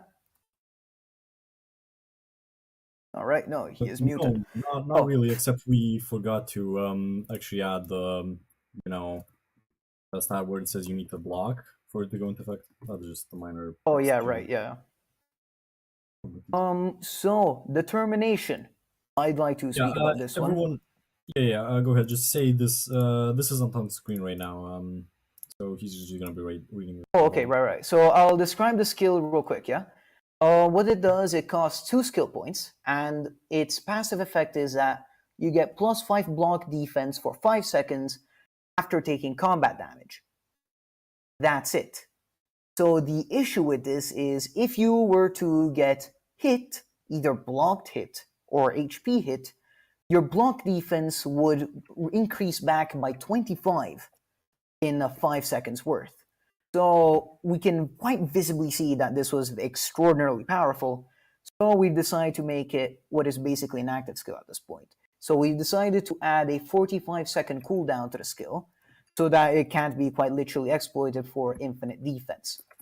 So as much as we want to promote Greatsword being more defensive, a cooldown upon the skill was severely needed given its very outrageous strength. Yeah, I think you summed it up actually perfectly. You want to move on with Nightly Stride and Focus? Yes, this is Nightly Stride 2, yes. So, Nightly Stride 2 was basically just a straight up movement speed buff, while taking away some block defense, which was kind of seen as too powerful. It was seen as too much movement. Spaghetti earlier mentioned that we don't want people just zooming across the map, being able to help everyone, so we just decrease the movement speed for 5%. It's just a trade-off for block defense and speed. Yeah, exactly. Thank you very much. And lastly, for Focus, given the fact that Focus is a 2 skill cost skill, and the fact that to reach Focus, you need to spend 1, 2, 3, 4, 5. You need to spend 7 points in total to actually reach Focus. We felt that the minus 10% health, that the minus 10 health debuff, actually no, 10% health. Yeah, we felt that that was way too underwhelming for the Greatsword. And so we feel that removing that would actually make the skill taken from players, given the fact that it's not a very strong skill in and of itself, and a minus 10 health percent really demotivates some players from actually picking it. So that is it for the Greatsword. And now for 2 of the most awaited skill trees. Oh boy. Which, yeah, these are going to be fun.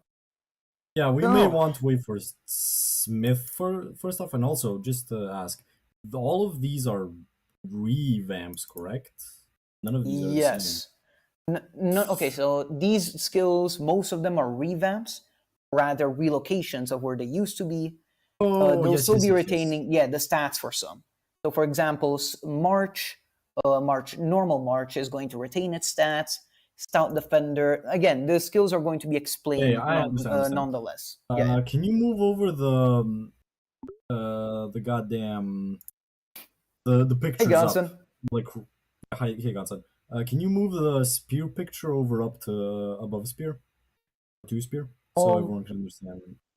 Right. Yeah. So where do you want me to move them exactly? Like to the spear thing. Give me a sec. And then we can wait for Oh, that is spear. That is not one-handed. They use the same icons as well. Yeah. Also, it's both. All right. Can you just send me the? Can you accept me into this document? Yes. You have access to this document. It's combat changes.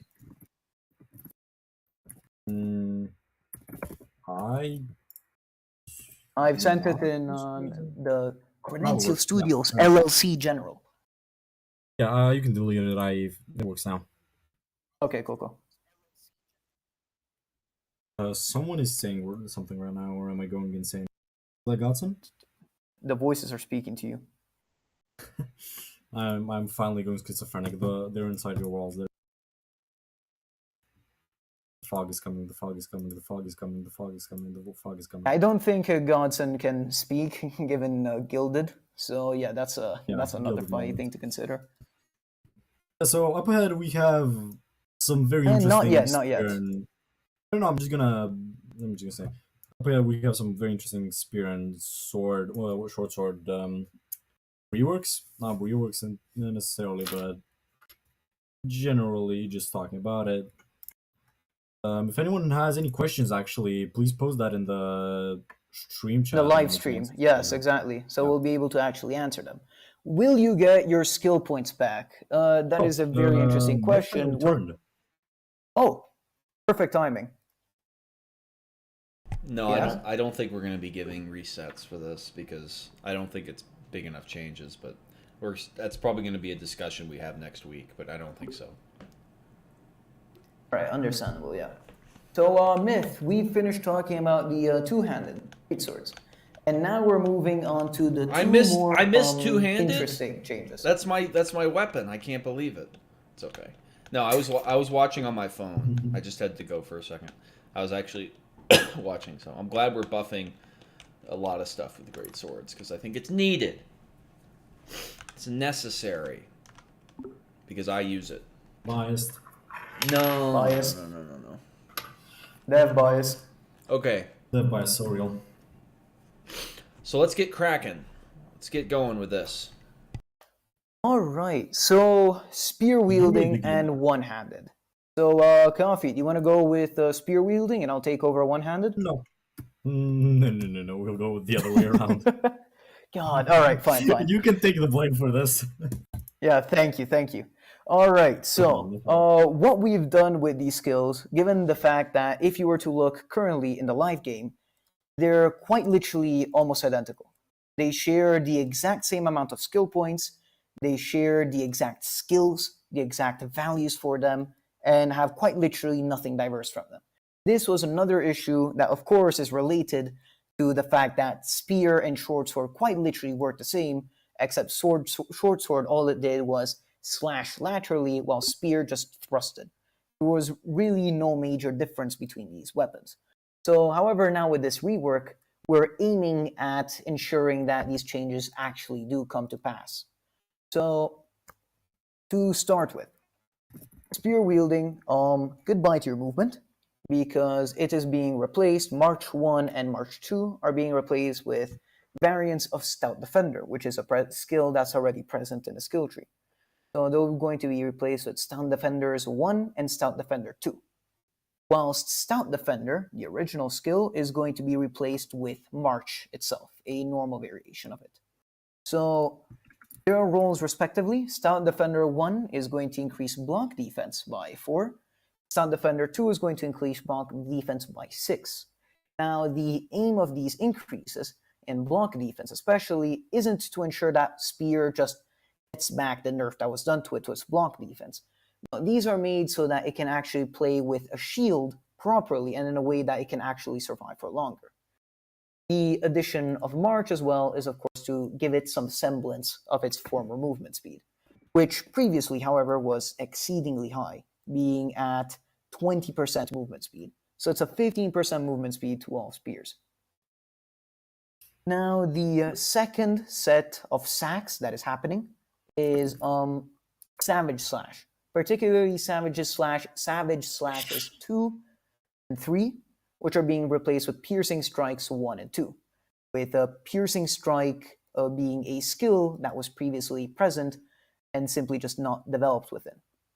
So, the aim of these skills is to ensure that the spear also doesn't deal an extraordinary amount of damage, being the main fact that if someone were to choose from Savage Slash 1 all the way to Savage Slash 3, they'd gather a total of a 12% damage buff, which, again, as we've mentioned for spears, they would quite literally outclass greatswords damage-wise.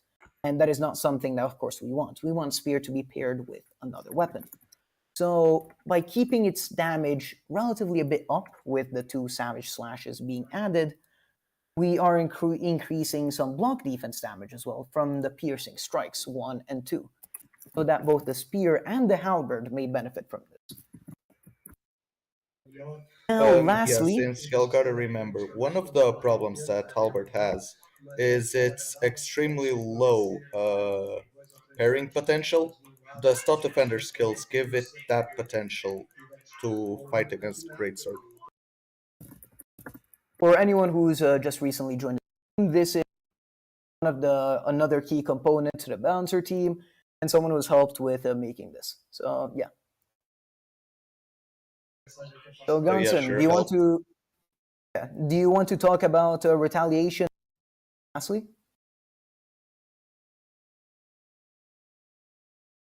Spaghetti, you cut off.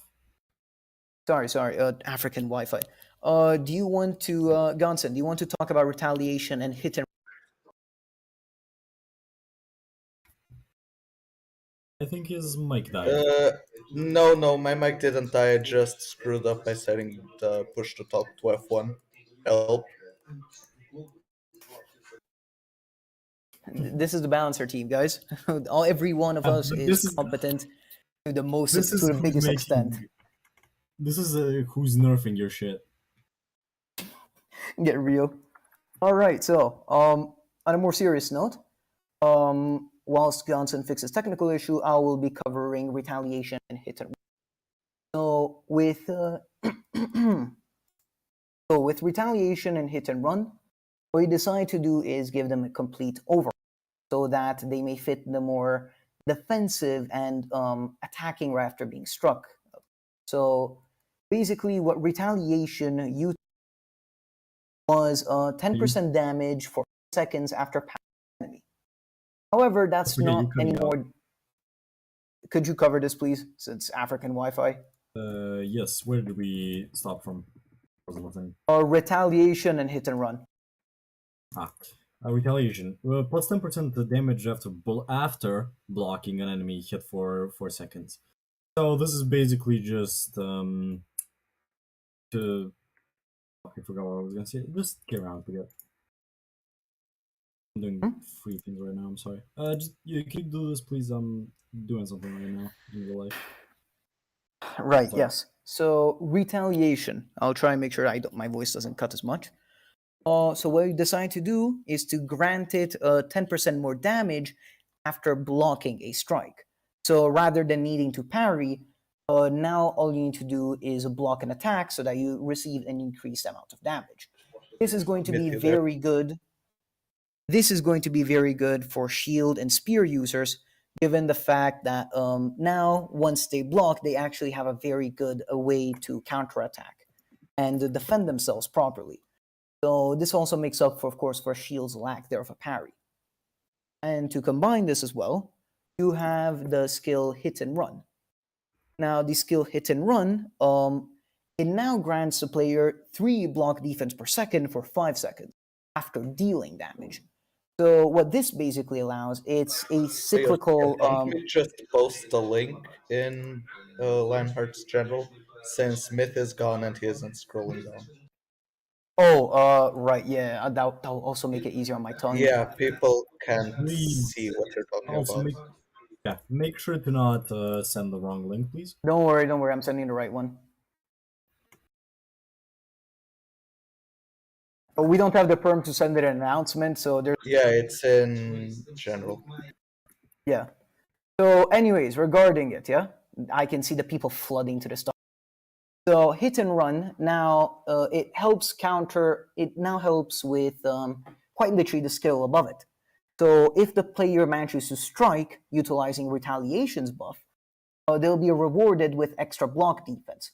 So, quite literally, it's a situation that goes in positive for the player themselves.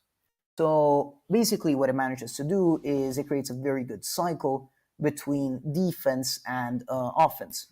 So the player gets hit, they receive the damage buff. Everyone can see my name. That is incredible. But yeah, no, everyone receives a damage buff, and if they manage to strike, they receive a defense buff. So it keeps a cyclical bonus between one and another. So yeah, that's my side. That's me. Coffee. Are you ready to talk about one-handed? Oh boy. Yes, sure I am. Let me just open this up. You guys ready for the next page? Yes, head to short sword. Please. Myth, go down a bit. It's short sword, not. Down even more, Myth. It's literally. Yeah, since everyone has the doc already, Yeah, I'm just there, gonna there. ignore it. So, basically, March 1. Where's March 1 again? Yes, it's on the left. Again, it was, I've said this before with Greatsword, actually. People can just zoom around too much because combat skill tree has a buff for that. Everything has a buff for movement speed. So we're buffing it down 5% just to get that out of the way, kind of. I have a strike 2 and a 3. That is... Yes. Basically, these were kind of useless, to be honest. Not very useful in the grand scheme of things because they were just pretty much debuffs.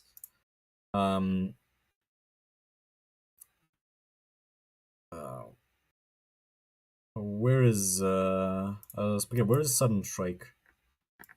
Where is it located? Sudden Strike, it's the clock. They're on both the left and the right side I have found skill it. tree. Yeah. Yes, so Sudden Strike. It's just minus 10% charge time and minus 5. This will basically just increase the need for well, not increase the need, but make the short sword more viable in its niche of being very fast, while fast swings, not fast as in movement speed. That's what it should be focusing on. Sudden Strike 2. That is where. It's on the right. It's, again, remember, the Sudden Strike is the clock. So the left, Sudden Strike right, 1 I is on the totally left. Yeah, Yeah, I've Sudden already Strike 2 said is on the this. right. Yes. I already said this. Stout Defender, plus 6 block defense. Previously, it was plus 10 block defense. This kind of took away again the idea of the Greatsword being a better alternative to blocking without a shield. So this will make you need the shield more and more focus on using actual using your tools to your maximum. So this means you either take your bow and just use the short sword as your backup. It still will have a much bigger defense stat than the spear would, making it much better to be used standalone with the bow.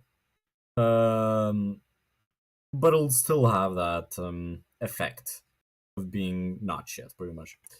Sudden Strike 1. It will be replaced with the new skill, Smooth Deflection. Smooth Deflection will be plus 2 block defense for 6 seconds after parrying an enemy.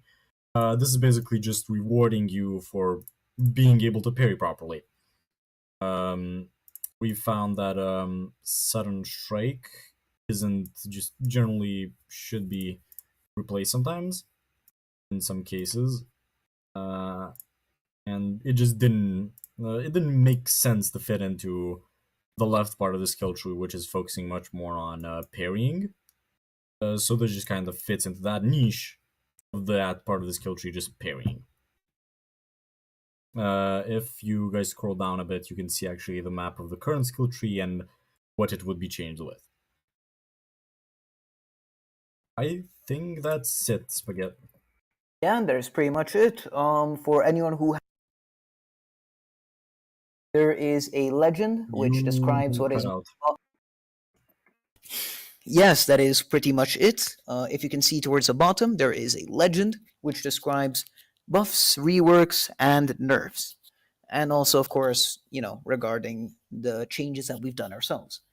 And some honorable mentions, which Honorable are red borderline mentions. shitposts that come from the bouncing talks that we had. Oh my gosh. So good luck identifying the people who said this. So yeah. Honestly, I'm willing to give 1,000 gold to the first person to get all 5 correct. Yeah, exactly. You know, yeah, 1K gold if you guess exact to eat that sent each message. I can't even remember who the hell sent the third one. I know exactly who did. I know exactly who Oh, did yeah. each and everyone. I love who the fifth person is, but you know we can't say Yes. it in their presence.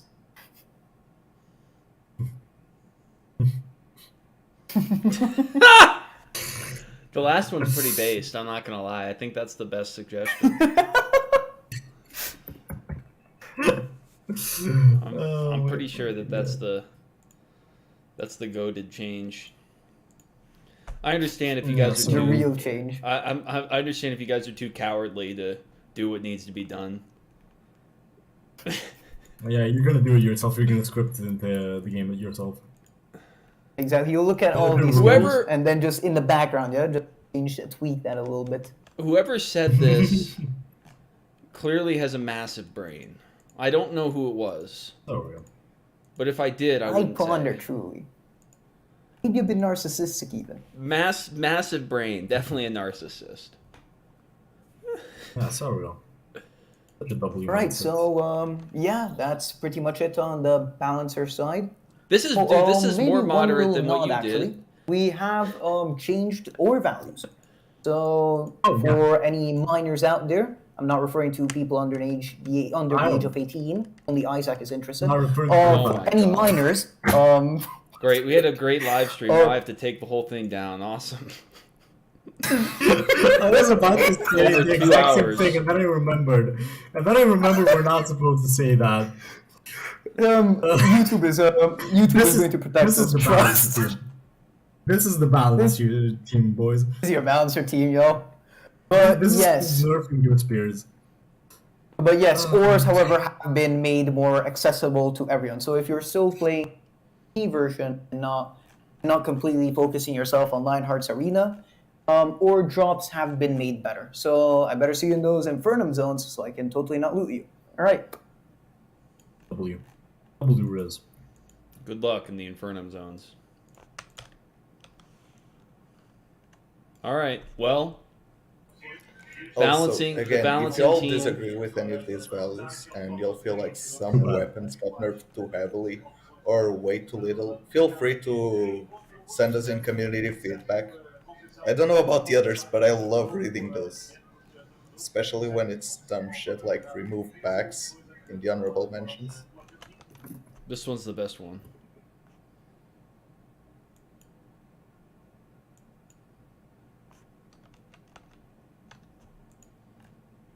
Yeah, that's it from the balancer side. Thank you very much, Myth, for hosting us and our shithousery, basically. You're welcome. Thanks for doing that. Yeah. Any I think that's a good place to end it after 2 hours. We actually retained quite a lot of people. So that's pretty good. Successful live stream. Thanks for the help balancing team. Thank you guys for doing everything you do. This is like about halfway through my brain exploded, so I'm glad that it's not just me deciding everything. Anyway, that's going to be it. Have a great day, everybody, and we will see you in the next stream. Enjoy Lionhearts Arena.